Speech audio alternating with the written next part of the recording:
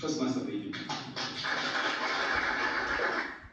So to answer your question, I was speaking at Toastmasters. This is in 2019. About that time around, yes. And I do run an initiative called Gobelo Conversations, turning males into men. And we're doing a lot of activities around putting up an institute for the same, as well as raising awareness. We go to schools, and now we're starting to go into companies and organizations to talk about issues around men, sexual harassment, working together, men and women. There's a lot of discrimination around if a man and a woman have the same position. There's conversations around who should be paid more, even if they all have the same qualification and everything. So we've been doing that since 2015. And the matter that really matters is that men should learn how to communicate effectively. Because if they do, that will solve out a lot of problems. Okay, are we able to start with the people that again? Awesome. Who can tell me a story? It's either we can have a volunteer or we won't. And because I saw him yesterday, I'll point at him if there's no volunteer. Okay, yes. Tell us a story. Okay. I think I'll tell a story about cooking. Most of us don't know that. We don't know how people started cooking food. Okay. Because before, people used to eat raw food.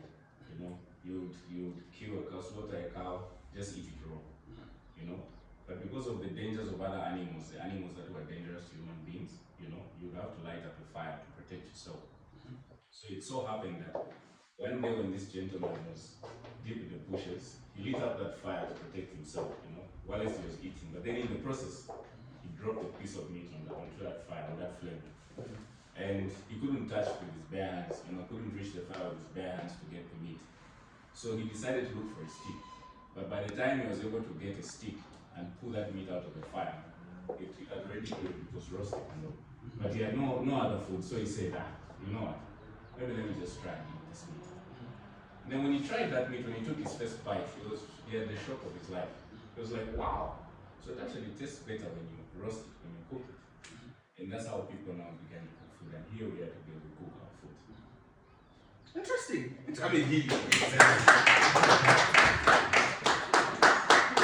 Awesome. What did you learn from that? What did he do? I can tell the same story with different techniques. But before I do, what did you learn from what he said? Yes, sir. Yeah, I think from I learned about the evolution of man. Yeah, from how the food chain, how we've been eating. Yeah, and maybe even just the existence of fire by then. We're looking at the history where maybe we didn't know this fire until we were dogs. And now it was at a Stone Age point where now everyone uses fire. And then now discovering that's just an evolution of now. Interesting. That's a very good recordance in terms of what you've learned. Anyone else? Yes. What did you? Since you're sitting close.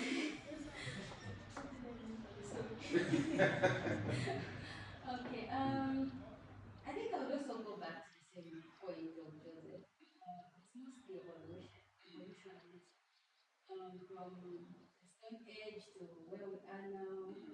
And initiative, how people tend to learn. I don't know if it's learning. Like sometimes you learn by mistake. Yeah. So that's another point.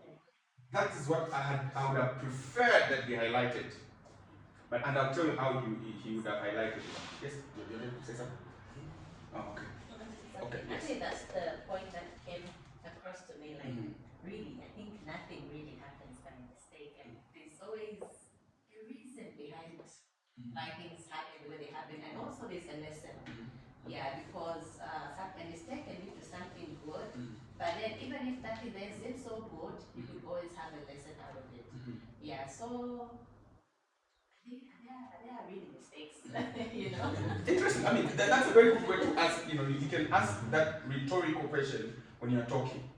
So he was talking about a story. This is a famous story we've heard growing up, that people never used to put salt in the meat that they ate or cook it at all. So it started from someone accidentally dropped it on the ash, and it is alleged that ash is a bit salty. So when they ate that, like it tasted much different than the raw one that they would eat without putting salt. Now, the art of storytelling should aim at drawing a lesson from the story. He did a good job in telling the story, and he knows the story. But there are certain aspects of the elements of telling a captivating story which would have even made the story much better. For example, I would have started by asking, how many of us have ever made a mistake here? That is engagement. You want to engage the audience into the story that you're trying to tell. You know, people raise their hands and whatnot. Even if they do not raise their hands, you could even make a light moment out of it and say, that is a mistake already by not raising your hand, because definitely all of us have made mistakes. They could be grievous, or they could be the light ones where sometimes you wear the wrong color of stocking on the other foot than the other one. Sometimes there's a lot of things that we do. Sometimes you hit yourself on the ground. Sometimes you're on your phone, you're walking, you made a mistake, you sleep on the staircase and whatnot. There are mistakes that we make. But do you know that mistakes can birth the realities of innovation and the realities of what we enjoy today? Let me tell you something brief about how we discovered salt. Then you start telling the same story about what happened and da-da-da-da and da-da-da and da-da-da. At the end of the story, then you give what we call a call to action. Every speech should have it. A call to action. A call to action is, I have heard what you've said. So what? What should I do? Yes, someone dropped the meat. Then how does that concern me? And then now you start drawing out and say, sometimes we beat ourselves up because of the mistakes that we make. Sometimes we even hate ourselves, and we even hurt ourselves in the process because we are ashamed, because we are embarrassed, because some of us want to be perfectionists. But tell you what, the reality of life is that mistakes can be the beginning of something new. Mistakes have been known to be the birth of innovation. Mistakes have been known to be the genesis of some of the most beautiful things that we enjoy today. So don't be scared to make mistakes. Make them as many as you can. In fact, it is said, the more mistakes you make, the closer you are to getting it right. So my friends, I invite you all to make mistakes. Thank you. That is a call to action. You are telling someone, if you're feeling like this, if you're feeling like that, and whatnot, don't judge yourself so harshly that you fail to learn the lesson in the mistake. For example, you are dating the wrong girl, and then you end up breaking up. No, I said for example. That was a joke. So you end up breaking up. Before you get into the next relationship, you want to do what I would loosely say relationship audit. What went wrong? Was there anything that I did which was bad? Many times people don't like to do that because everyone believes they're the right one. And everyone believes it's not possible for them to be the wrong one. But if you can be as honest can be, you do an introspection, you find out that maybe you had a bit of hot temper, and it led to arguments that could have ended with a joke into a serious fight. So what you'd want to do is that, should you get into the next relationship, you'd want to work on that temper issue before you ultimately trouble someone's daughter again. Or if you were, like, you didn't do your due diligence, you didn't even ask like her friend, sort of like to confirm what kind of a person she is. Long time ago they used to do that. Like, you can't go as a guy to ask a girl out. You need to send her friend, or you send your friend who knows her friend or something like that. And in that process they'll try to find out, what kind of person she's dating someone, if she's dating. What happened in our last relationship? Because you don't want to date someone or you don't want to end up marrying someone who kills people. And there's a story, I don't know if you've heard it, some African woman who had, I think, been married to more than 5 husbands. And all of these marriages, they lasted for less than a year. There was only one of them that lasted for more than 1 year. And the husband, she would marry someone today, 6 months down the line, the man would die and then she would inherit everything. And she used to marry like powerful people. She would go again and get married to someone else and get. So now, the fourth guy, for example, should have figured out, like who's this person? Like try to find out. Yeah. Women are so good at that. I mean, I talk to a lot of them, and I have 3 of them at home. They can investigate you without you knowing. They'll go to your. If you didn't even tell them you're on Facebook, they'll go to your Facebook. They'll search your name. They'll find out even the things that you had posted and you had forgotten, and they'll remind you. And because of that, most of them are out there. Unless when they make a decision and they just want to. Sometimes they even know this guy is the wrong one, but sometimes, they just want to, do it against their own instincts. Even if it goes bad, most women would say, I knew this from the beginning. So, you investigating, finding out, and doing all those inquiries helps you to ultimately then what? Make a good decision. That's how you introspect. And it helps you to make the right decisions. All of us make mistakes, and we're all humans. So, if as a communicator, you don't give people something to introspect about, you really haven't achieved effective communication. That's why every speech should have what we call a call to action. Many people, it's not a conclusion really. Conclusion could be a summary of what you've talked about. But a call to action is you want the people listening to do something, and you tell them that thing that you want them to do. So even in the speeches that you'll be giving next week on Thursday, we would like to hear and would like to see what the call to action is from those speeches. And I hope we've already started writing and we are rehearsing and we are practicing. Because everybody will speak on that day. Everyone. And no one will come late that day. All of us will be here on time. And we'll start at 8. Yes. And we will be calling at random. We may not follow who's seated near here. So I would like to emphasize that. Make sure you are rehearsing. Make sure you've started writing your speech. In fact, by now you should have already started a long time ago. But I can see some speech templates are blank. But I mean, who knows? Maybe you are writing it from somewhere else and just using that as point of reference. The art of storytelling is an important aspect in public speaking and communication. We are all made of stories. The clothes that you wear, sir, there's a story behind it. The haircut that you do, there's a story behind it. The hairstyle that you make, there's a story behind it. You just didn't wake up and say, I want to make this hair. There's something maybe about, maybe it reminds you of something, or you saw someone who looked a certain way in that particular hairstyle, and you said you wanted to make the same. The colors that you wear, do you know that psychologically you can know the temperament and the personality of a person based off the colors that they choose to, the colors of their clothes, or the color of their nail polish when they paint their nails, or the color of their lipstick. All those can be used to tell what kind of a person this person. And all these things have stories behind them. So, as a communicator, then you want to know and you want to master the art of storytelling. Now, I like to say that stories have the power to unlock worlds. The power that resides in the art of storytelling cannot be overemphasized. Now, they ignite imagination. Like when someone tells you a story, you pretty much like almost go to that place. It's like watching a movie. Maybe not all of us have been to America here, but from the movies that we have watched, like if I get to America, I won't be as shocked to say, wow, what a place. Probably some of the places that you visit, you might have already seen them in the movie. And your mind took you there. And you felt like you were part of this particular community. So stories ignite imaginations. They also touch the deepest corners of our souls. DSTV likes to say, is it amazing Martin that likes to say, we are made of stories. And it is indeed true that we are made of stories.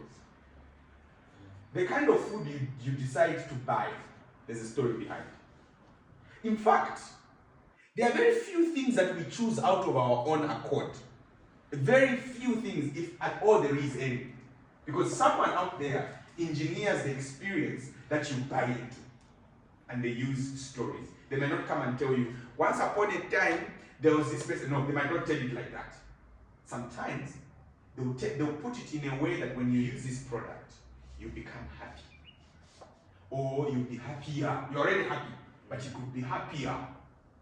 And then you're like, oh, okay, let me give it a shot. And sometimes, even if you don't become happier, because the story has already been sold, you feel out of place if you're not happier when you consume that product. For example, there are several videos on YouTube, for example, that talk about how bad Coca-Cola is. The amount of sugar that is in Coca-Cola. But if we were to ask here, people to raise their hands, those that take Coca-Cola, it would be probably this whole room. But why do you take Coca-Cola? Look at the adverts. They will advertise it in such a way that people, when they meet, they are happy, they are eating meat, they are eating this, there will always be a bottle of Coca-Cola. Like you can't have Christmas without chicken, chips, and Coca-Cola. Like chicken, chips, and Coca-Cola. And they've sold that story to a point that even if you have the best chicken, you still feel like there's something missing. But when you go to YouTube, just look at how many videos, doctors, experts that have said there's too much sugar in Coca-Cola. There's this and there's this and there's that. People still drink it. To a point that those that are trying by all means to sort of fight the edge, they are looked at as being weird, or you're out of this world. Why wouldn't you drink Coca-Cola? But there's a story behind that. The reason why Volvo sold many cars with that one advert, and the reason why Jaguar declined after that advert, is stories. Both of them told stories. One of the stories resonated with a lot of people, and the other one only resonated with a few people. So to master the art to tell a story that resonates with a lot of people, you must learn the art of storytelling. So it is in the tapestry of storytelling that we find connection, understanding, as well as an enduring sense of humanity. Like for you to be human. Like for example, you can't just say, and I'm going to use this just for training purposes. There was a time when people kept asking the current president, so like every time he talks about how he made his money, like we can't, like, it's not just adding up, like there's something missing somewhere. I feel like he needed some good communication expert. And I feel that that problem still continues today as president. Most of these government institutions, they don't even do proper communication.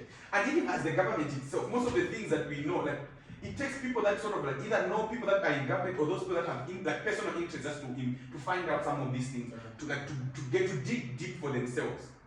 But if they had a very good engine in terms of crafting out stories, where we are coming from as a country, where we are and where we are going, I think the problems that we are complaining about now, I think we could complain with more understanding than what the majority complain about right now. So people are saying, it just doesn't add up that he was at UNZA, and then all of a sudden he's one of the richest people in the country. Like, there's something missing here. Tell us what happened. What people were asking for is, tell us the story. How did you make the money? You can't just say, I went to school, yeah, and then there I got my first job. Yeah, I think I was just lucky. And then later on I built my house.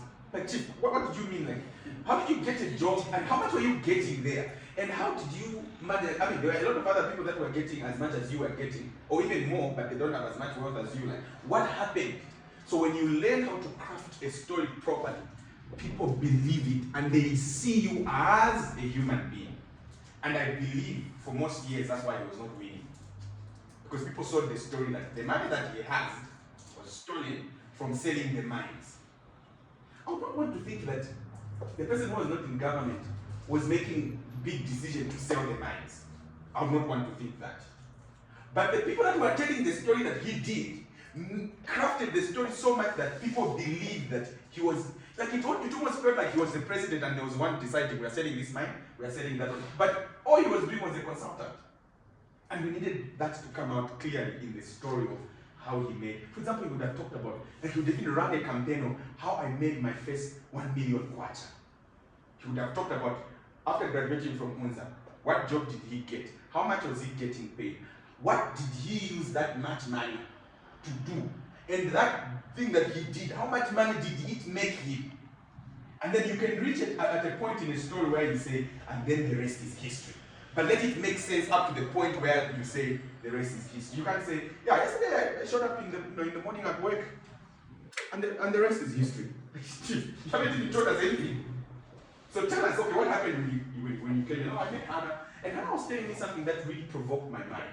She was telling me about how that if you approach clients in this particular way, you'd be able to sign as many clients as you could. And I tried it when I had my first call on that particular day. And I signed one. And I started doing this more and more. And the rest is history. That makes much more sense. And it captures the essence of humanity. Now, the art of storytelling refers to it, this is a skill and a craft.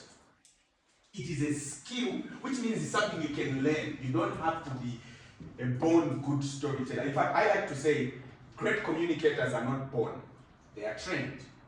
What we're doing right now is part of that process to becoming a great communicator. So, storytelling is a skill and a craft, meaning you can learn it. It's like humor. Humor and being a comedian are two different things. I don't know if you can learn comedy, but you can learn humor, because everyone should have a sense of humor. You should have a sense of humor. You can't be all serious, all bottled up. Even if you're going to tell a joke that was told by a comedian, sometimes people might not even laugh. But it's the same joke that the comedian said and people were cracking up. But maybe because there's a way this person even already looks that makes it easy for them to make jokes. But with humor, you don't have to look a certain way. You can learn to be humorous. So, the art of storytelling is a skill and a craft. And what it does is it conveys narratives. A narrative is you are conveying the reality that you want people to believe. So in corporate communication, we learn that you are not the one who controls the truth. The people that control the truth are the public.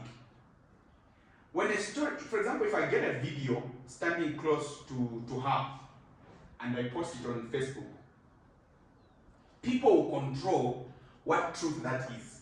Others will say, oh, we spotted him with someone's wife.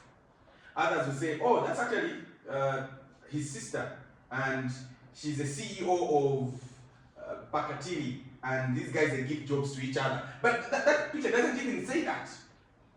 So, if the public controls the truth, it means therefore that you must do a good job in giving them what to control.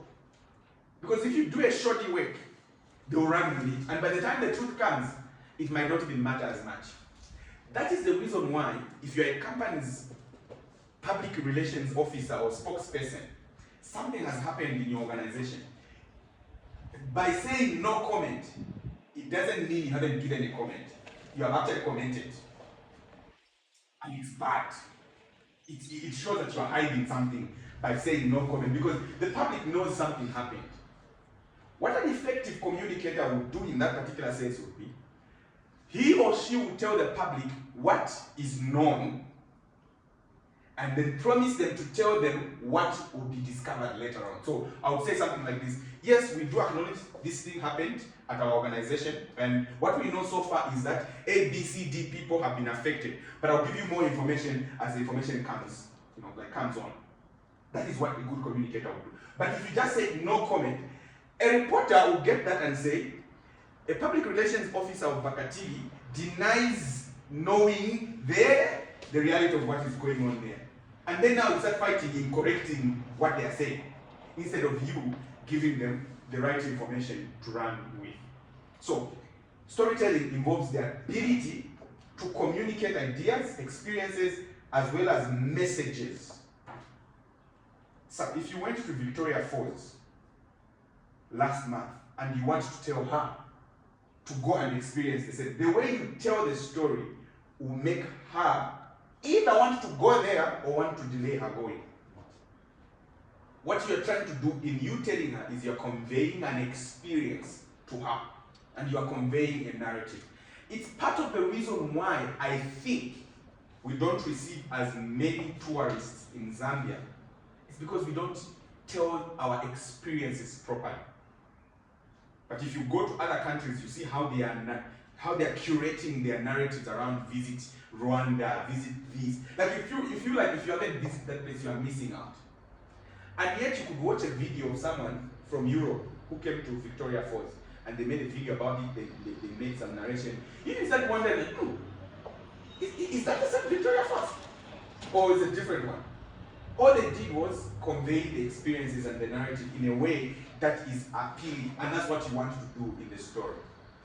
And we'll see as we go on in terms of how you do that. So now, what are the elements that you need to consider in creating a captivating story?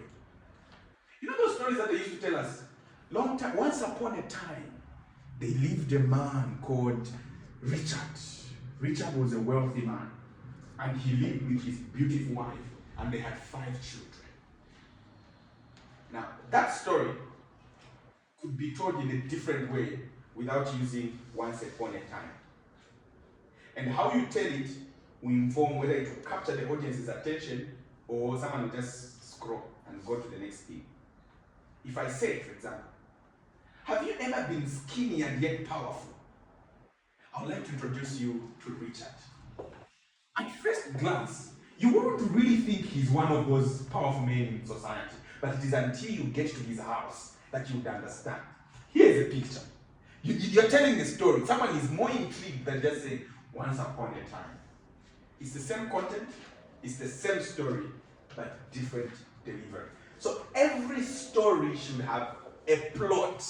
What is it that is, what is a plot? Like, what are you trying to say? What is the plot of that particular story? The story about the meat and how the people started cooking meat and putting salt. What is the plot? A plot is like pretty much a plot. Like when you buy a piece of land, what do you call that? You call it a plot, right? Why do you call it a plot? Because the land is much bigger, but there's a section that you've cut for yourself. You can't, if you build your house and it goes on to the next one, you are trespassing. That would be a crime. So a story should have sort of like, I'm going to use this loosely, should have like beacons, like you can't, like this is the plot, this is where the juice is. If we go to the other side, we have trespassed and we are not in our plot anymore. So that when you are telling a story, everything should be aligned and should settle and reside within your plot. So what is the plot of your speech or your story rather? What is it that you're trying to bring out? So that when you go above board, you know that I think I'm going to the neighbors. So create a plot. Number 2, every story should have characters. Now, time has passed when people tell stories without names, without characters. You know, they once lived a girl and a boy. This girl and boy loved each other. That story may not be as effective as when you say, once upon a time, and I'm using once upon a time again loosely, just to drive into where we make a distinction when we put characters. So once upon a time, there lived a man called Richard. Richard was handsome, cool, calm, and collected. I have given the audience the character. I've given them the name and the character of this name. Handsome, cool, calm, and collected. So the next time I say Richard, people are already relating to cool, calm, and collected. Tell stories that should have names. Even if the names are made up, make those names up. Because ultimately, they help in how you convey the message effectively. For example, I would like to believe that all of us are Christians here. Whether you go to church regularly, by consequence of you being in Zambia, you're a Christian. There's a story, there are 2 Lazaruses in the Bible. How many of us know that? We do know that, right? But one of them was a fiction Lazarus. The other one was a well-living, was a living human being. But the way the stories are told, you think that it was the same, either it was the same Lazarus or there was another Lazarus somewhere who was sick. Like, with boils and what, and used to sit and beg from this rich man. So why was there a need to mention the name? It is to give you a character of the person that has been mentioned and what was going on. He was poor, he had, he was boils and whatever was coming out of it, and he'd sit there to beg. that character helps you to connect with the character. And then when you talk about the rich man, talked about also how that he was opiate, he was rich, you didn't like the crumbs that were falling from his table. That's what this Lazarus the beggar would go then and ultimately eat from. The characters help to shape the conversation, and also it helps you to fall in love with the characters. Every movie does that. Every good movie, let me qualify that. Every good movie has this thing where you've never met this guy, but you just fall in love with the character. You know that this person is not who they are. They are just acting, but you just fall in love with them based off what you are seeing as a character. So every story should have a character, and I will give examples as we go on when we finish talking about what this thing in terms of the elements of the captivating story are. So we'll look at the captivating story, and we'll look at how these elements show up. Number 3, every story should create a conflict. It's like a movie.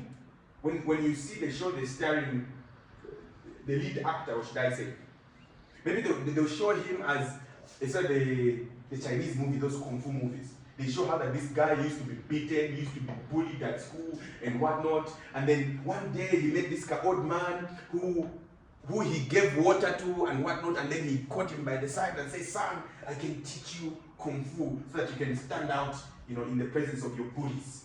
And then this old man taught this man kung fu for months and months and months and months. And one day when he went to school, the bullies thought it was, every like it was business as usual.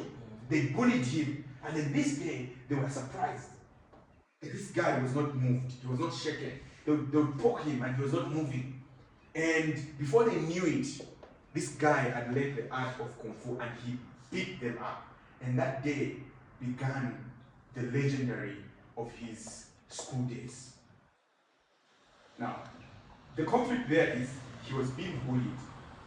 And then he trains to become a kung fu master and he beats his bullies. Create 2 perspectives and have a way of merging them. People used to eat meat without salt. But the end result is that they now eat meat with salt. What happened? So you create a conflict in the story. We'll show you how that would manifest. So we use a story from the Bible, and I also use a story from myself, a story that I told in an actual speech, which I'll show you. Number 4, you need to create a setting. A story that can't just happen in the atmosphere. Where did this story happen? Was it in the village? Was it in town? Was it in a workspace? So you can't just say, once upon a time they lived a man and a woman. This man and woman, they worked together and they were working hard. Like there's no setting there. Were they living in the village? Were they living in town? Why are you putting up a setting? Because when I say, once upon a time they lived Mary and Hannah in the town of Lusaka. Already, you're imagining a town. So if I start saying details that do not correlate with the town life, then there's a problem in the story. If I say, they used to go 20 kilometers to go and draw water, which town is that? Where you have to go kilometers to go and draw water. But if I say that in the context of the village, that makes sense. Like people go kilometers to go and draw water in the village. But in Lusaka, even the poorest of the poor, at the bare minimum, they have a shallow well somewhere where they go and draw water. Or there's Lusaka Water Supply Company. Or there's a neighbor who has a pump or who has a bowl where they go to draw from. And it's not like you have to walk 10 kilometers. I stand to be corrected if there are places like that in Lusaka town where you have to walk kilometers to go and draw water. But in the village, that's the reality. So create a setting. Where did this story happen? Where is it taking place? Is it at a school? Is it in a corporate world? Is it in the village? Is it in town? Like, tell us, like, give us a feel so that we know what we are dealing with. And the reason why you are knowing is because even as you are telling the stories, even if you don't finish telling the story, if you tell a good story and you end it in the middle, people will even conclude the story for you. Why? Because while you are telling the stories, people were creating images in their minds. There are certain movies that have ended, and you say, no, this movie didn't end properly. Why do you think it didn't end properly? Because the way the story was developing, you had already imagined how it should have ended. In fact, for example, How many of us watched Game of Thrones here? Just one person, 2 people. Oh, the rest of us we don't watch movies, or like it's not one of those that you watch. So it is said that the way Game of Thrones ended, like the last season. I don't know about Zambia, but in Europe, like people literally went mad.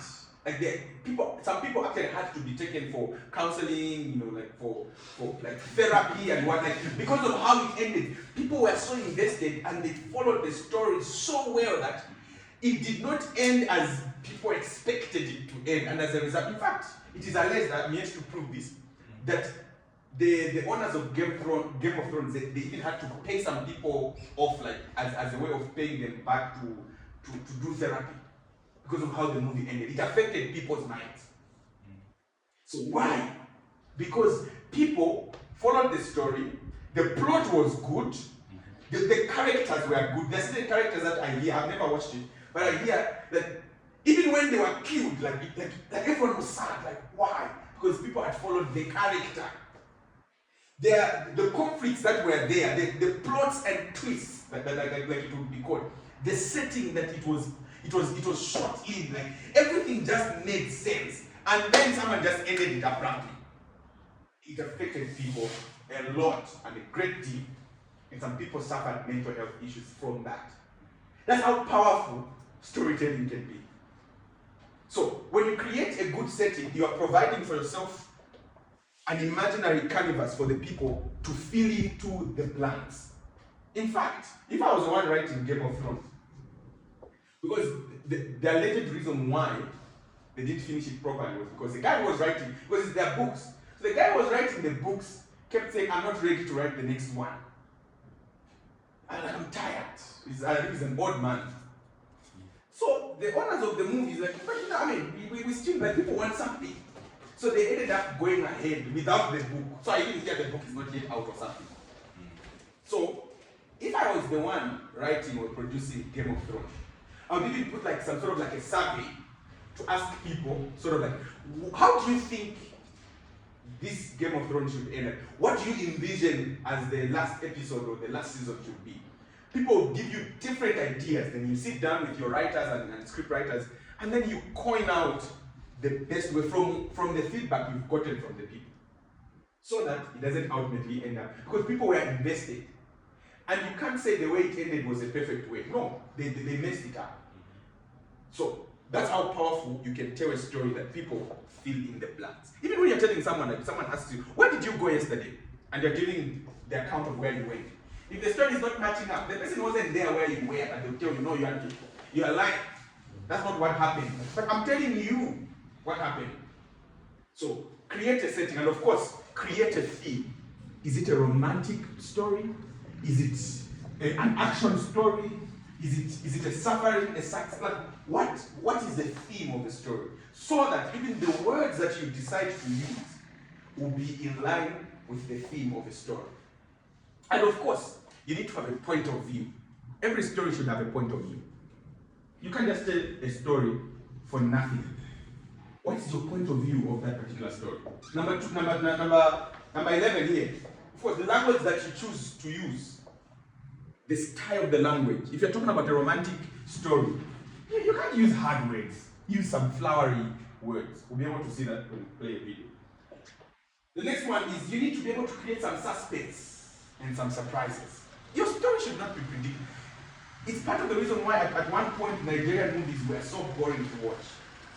The moment you just see a poor girl, they'll show them the poor girl in the first 5 minutes. And then you see that they show a prince somewhere, then you know. You know. The poor girl maybe will be called to the palace to dance, whatever, or to bring water, or like something will happen. The prince and the poor girl will meet. So like, you don't have to watch the movie. Like once you see that, oh, okay. So these two will end up together. And to a great extent, those would be the realities. But when you watch most of the European movies, you will not know what will happen next. Like you have to be there to know what happened. And that's what most great series are. And even what Game of Thrones did well was There were no character that every character could die at any time. So it created that suspense, that surprise, like some guy that you had fallen in love with. In the next episode or in the next season, the guy is killed. Like you create something like, we thought this guy was the one, like he was the king of the thrones, as it were. So create some suspense. You know, sometimes you can do this by saying, what do you think happened?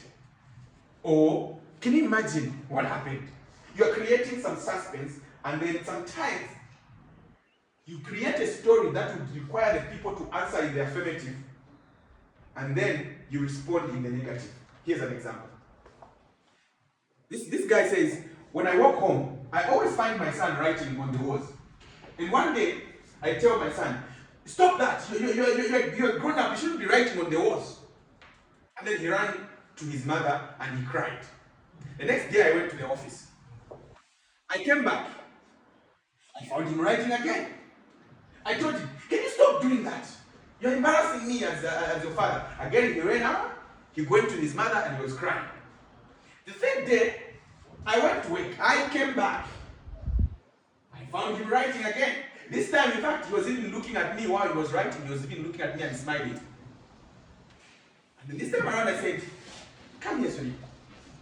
You're a big boy now. You shouldn't be doing this. This is for the little kids. He ran again to his mother and he was crying. The fourth day, I went to work and I came back. Guess what I found when I came back home? I'm creating some suspense and some surprise. Then if I say guess what, so for example, guess what this man found out when he went back home. The guy was still right. The guy was still writing it. Anyone else? He had stopped. Anyone else? The space he did worse. He did worse.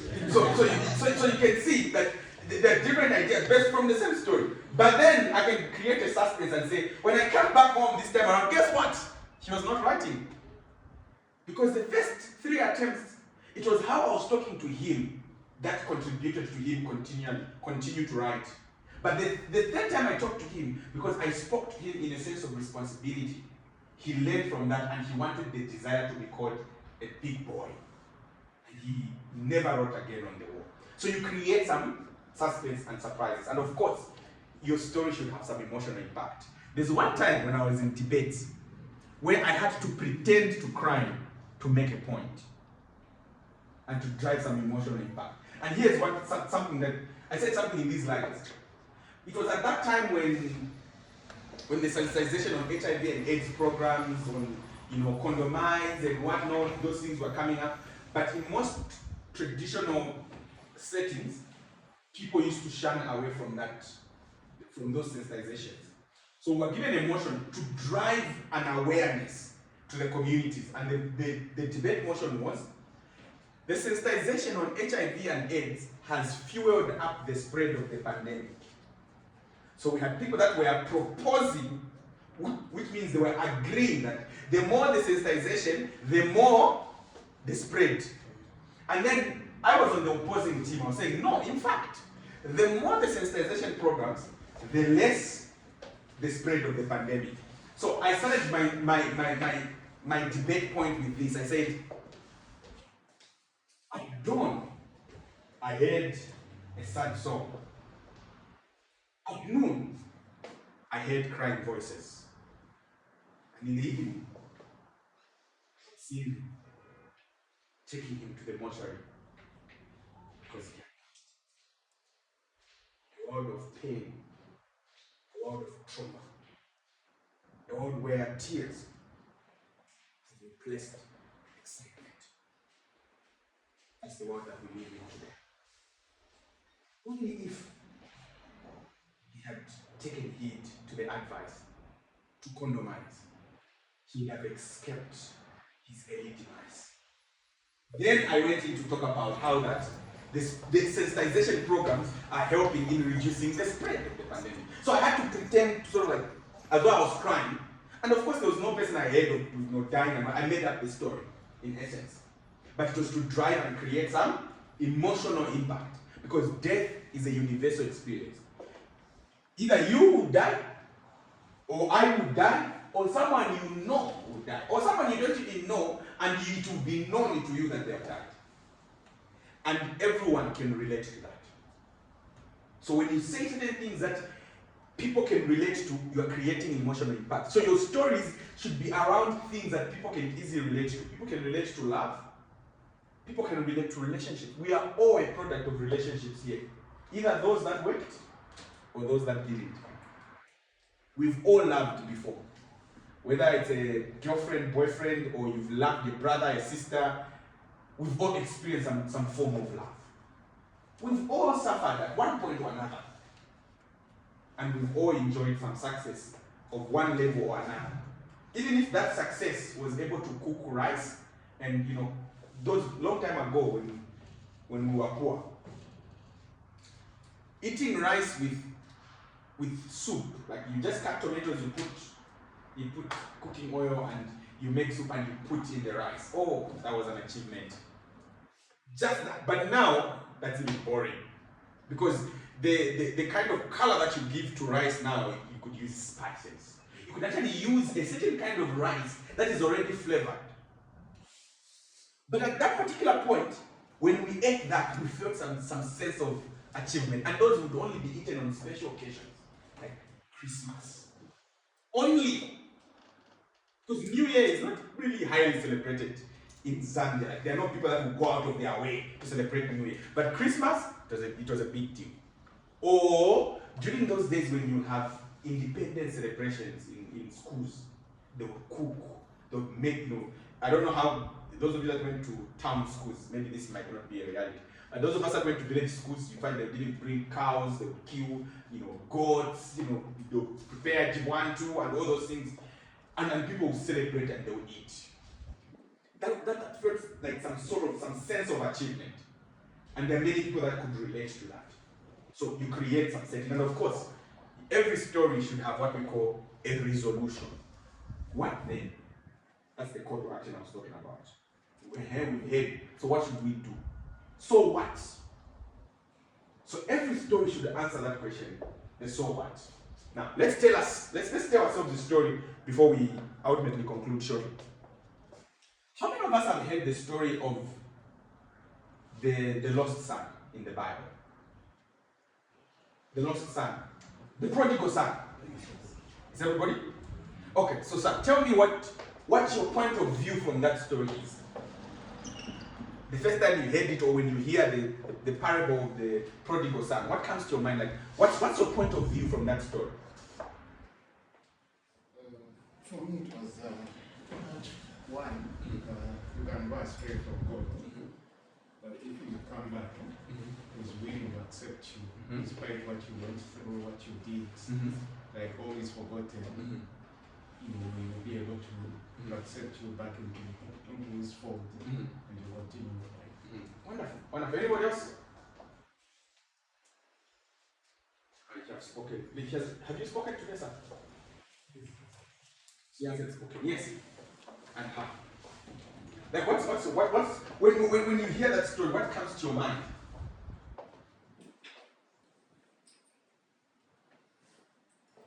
Like, what comes to your mind when you hear that story? What did he say? Uh-huh.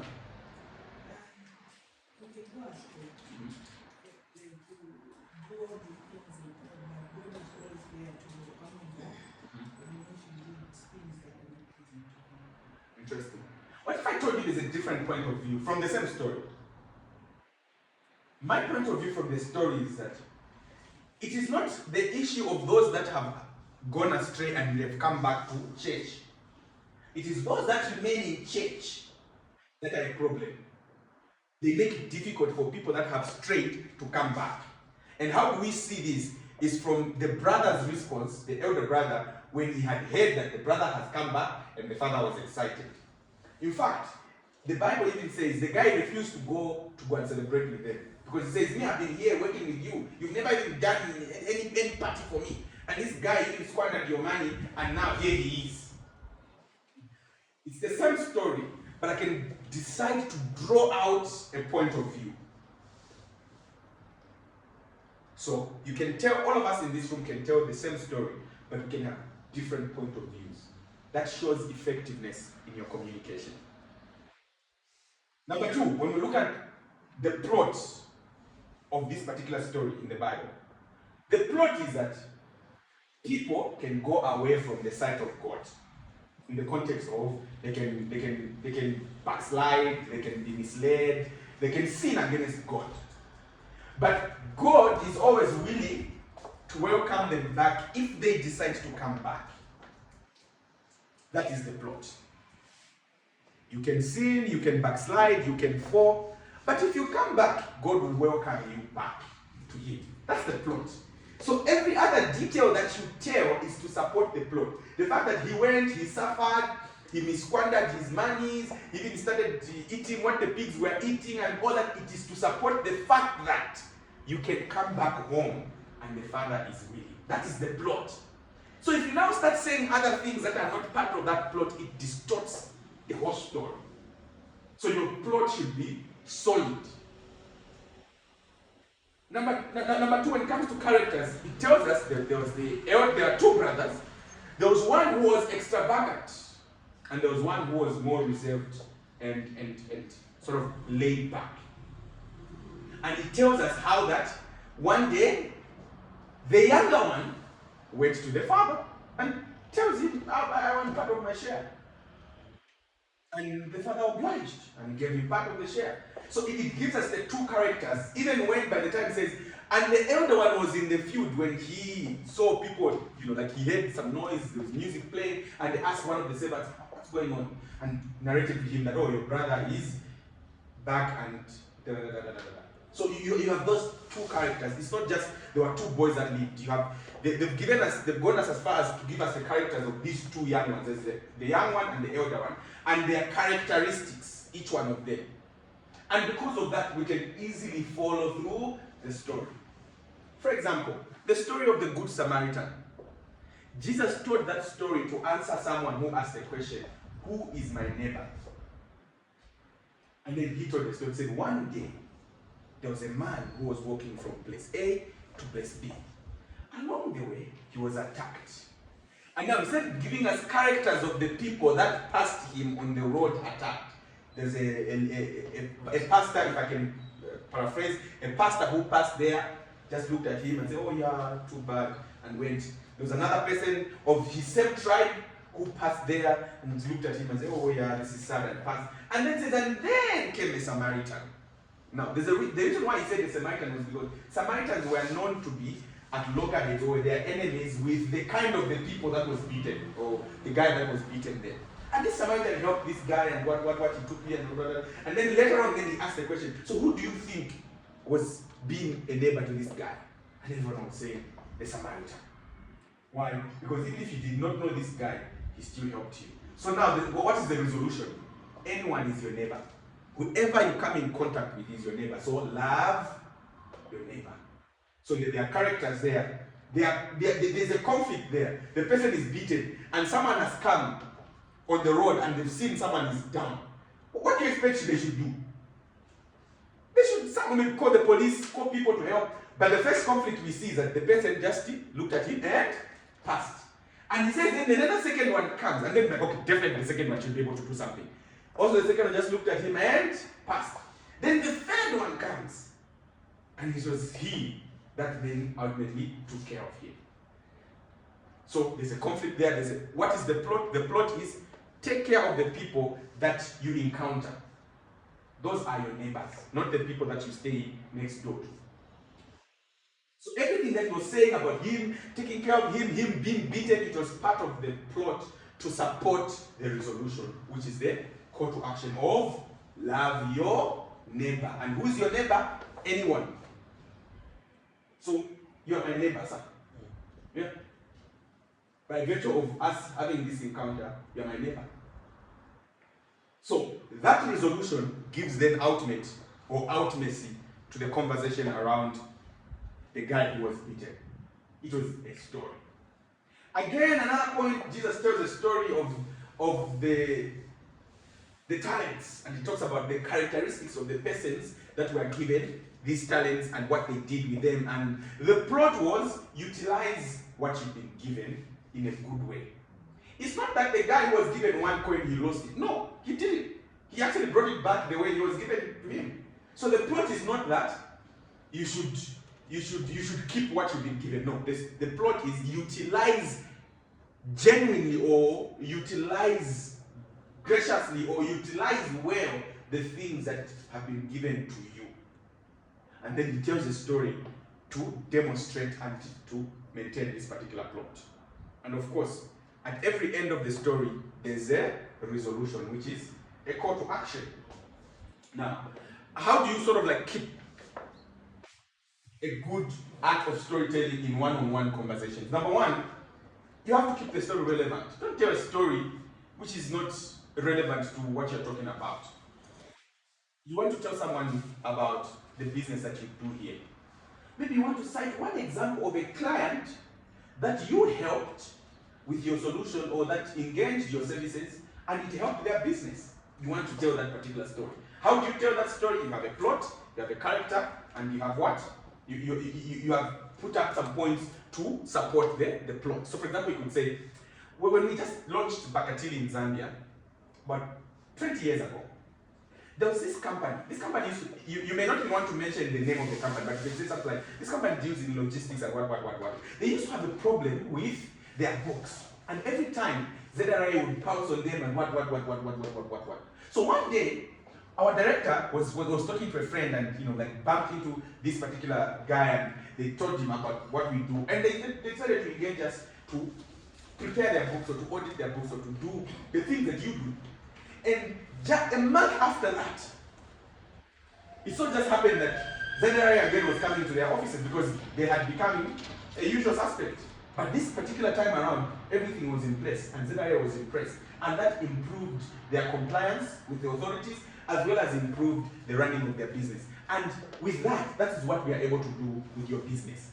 We're able to improve your business, we're able to keep you compliant with the authorities, as well as help you with the hassle of having to worry about your books. It's a story that I've just told about a company that we helped, and how that, because we helped this company, we can also do the same for your organization. So keep the story relevant to what you're talking about. If you're talking to your spouse, keep the story relevant. You can't tell your spouse about maybe a story that deeply involves what you do and your spouse is not working at your organization. You're talking to them about the NPV and the EBITDA and the GPV, the what are you talking about? Even if you want to talk about that same thing, break it down in ways that can be palatable to them, right? That helps you to mirror the conversation in a way that it gets to their hearts. So keep the story relevant. Tailor the story to the listener's context. To the listener's context. Many people today, especially in the age of social media, people don't even know how to contextualize things. And that's even the reason why, even when it comes to Christianity, people even quote the Bible out of context. There are many instances where people are quoting out of context and they've run with it. So here's one of the stories.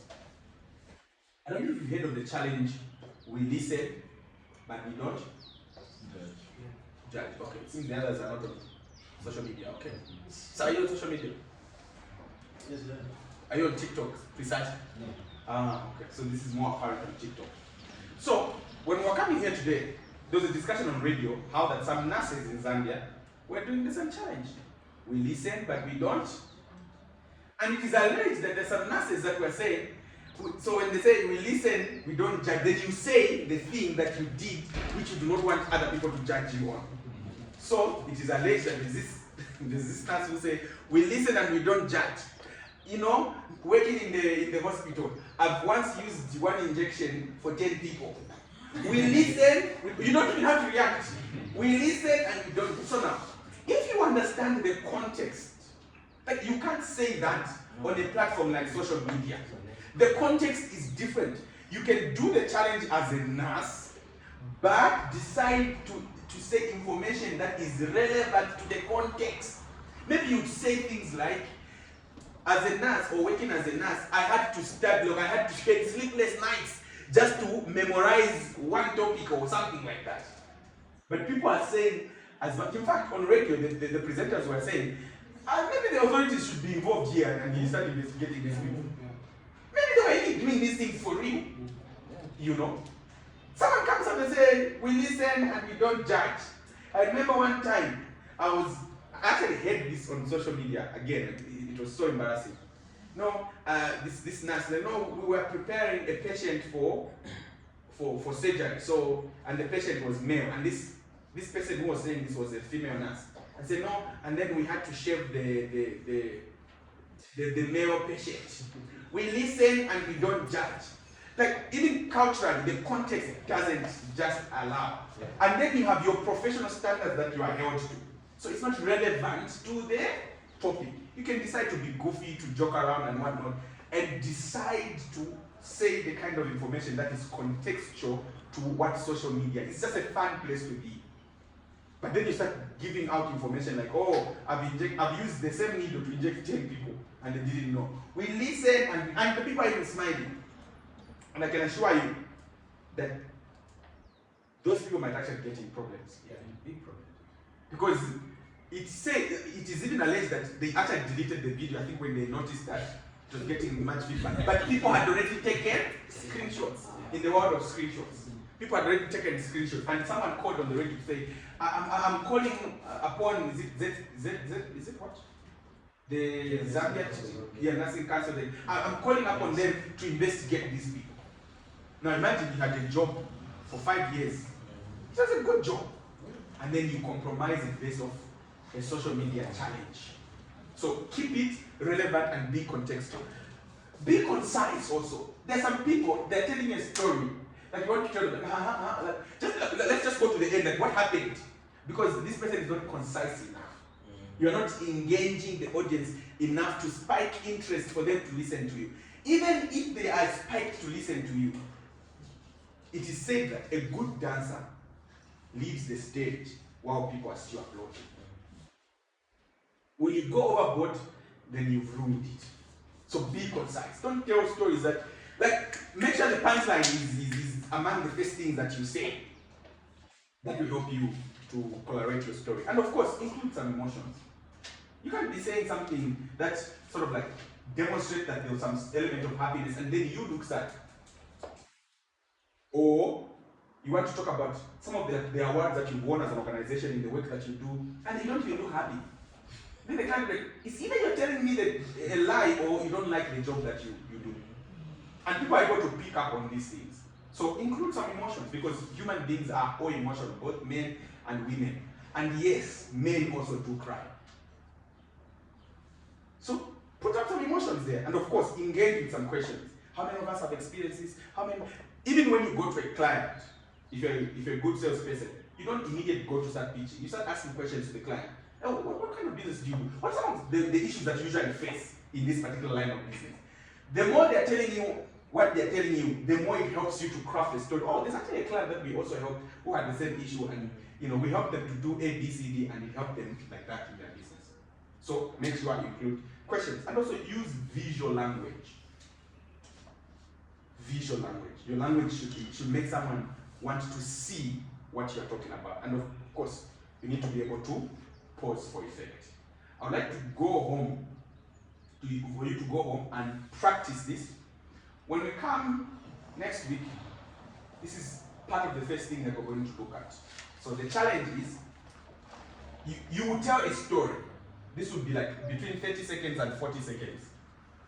The story should have the challenge that you faced in your professional life, the solution that you applied to that particular challenge, and then thirdly, the positive outcome or the impact of that particular experience. So you are going to practice telling a brief story about your professional achievement. And this is the task. So look at it. Just 3 things. And these things you could say in like 10 seconds each.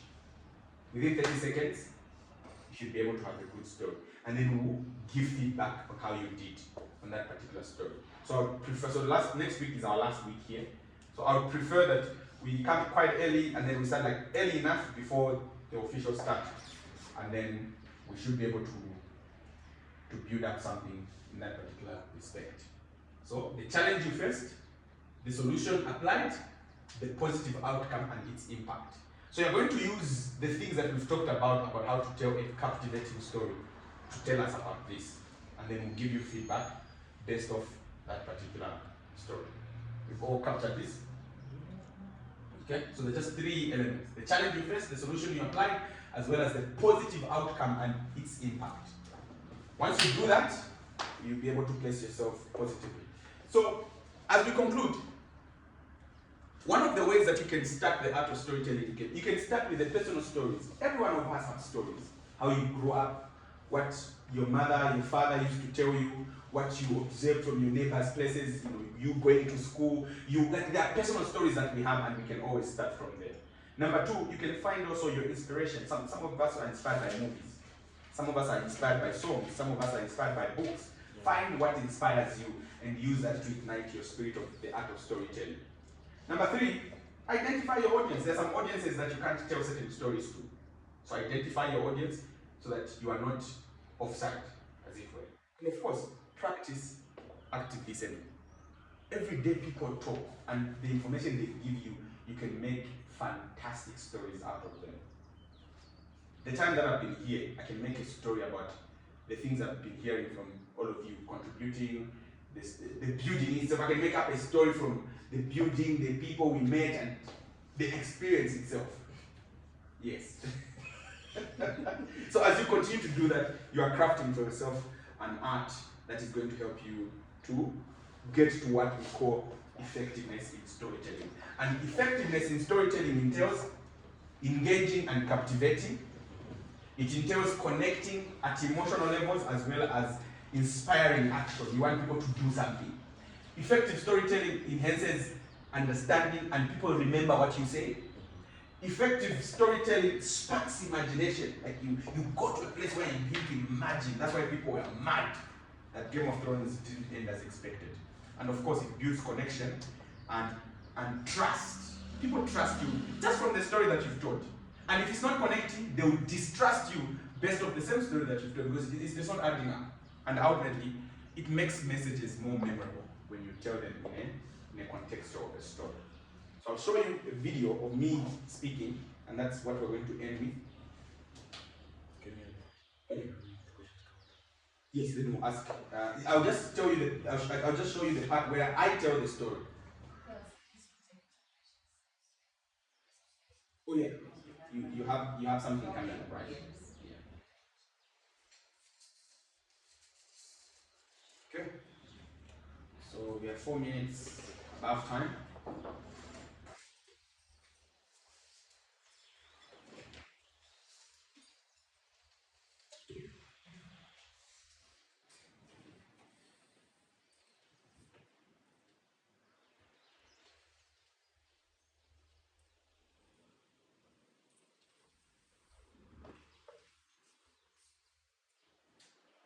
I have constituted in that very statement, words are sweet, but they never.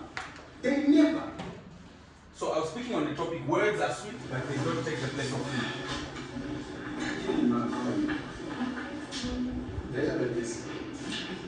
What happened? She was his girlfriend. And before he got married, on the day of proposal, he said to her,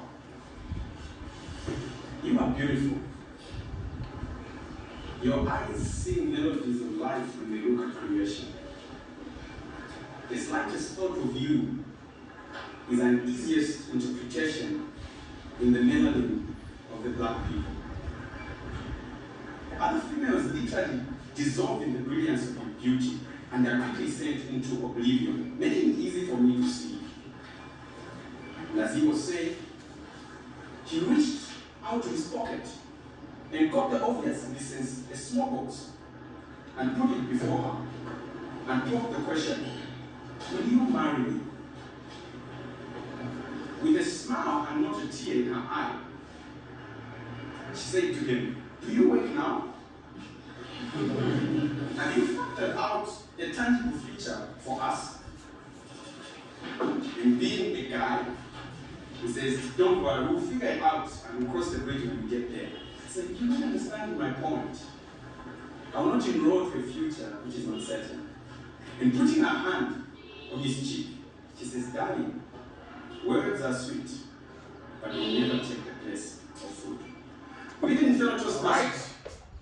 So this story was a made-up story, it's not even true. So he made up a story to drive a point that no matter how beautiful the words that you're crafting are, you still feel hungry at one point. So this guy was telling this girl how beautiful she was, that he could.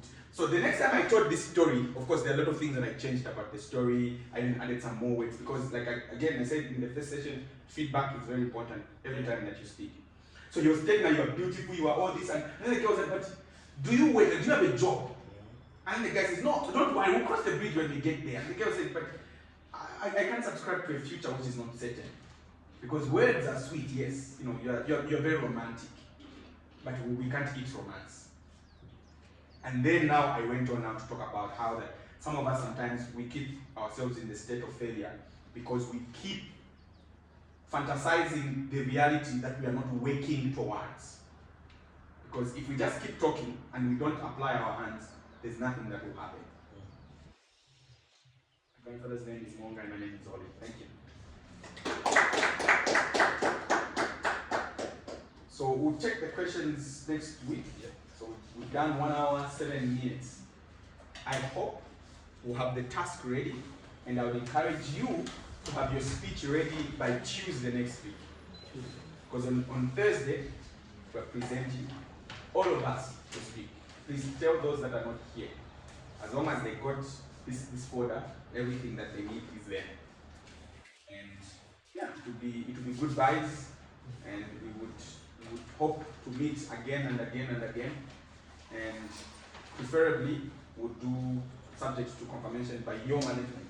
We'll do an assessment in terms of how did you find the training, what changed, what did you learn, and how did you apply it in your day-to-day life. Guys, thank you so much. See you on Tuesday. Thank you so much. Thank you. Can I get the list to them? Oh, so sad.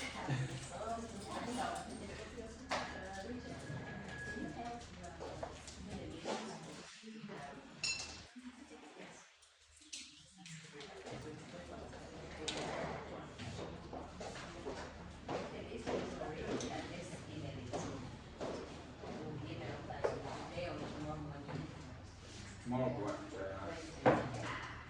Tomorrow is Friday. Oh. So let's email it today so that I can have them ready because I have to. Today's No, today's Thursday. No, it's understandable. It's understandable. So if they can come through today and then we can prepare the certificates and make sure they're signed and everything that needs to be put in place is put in place, and then I can come with, and then we have to come with them on Tuesday or Thursday. Okay. Great.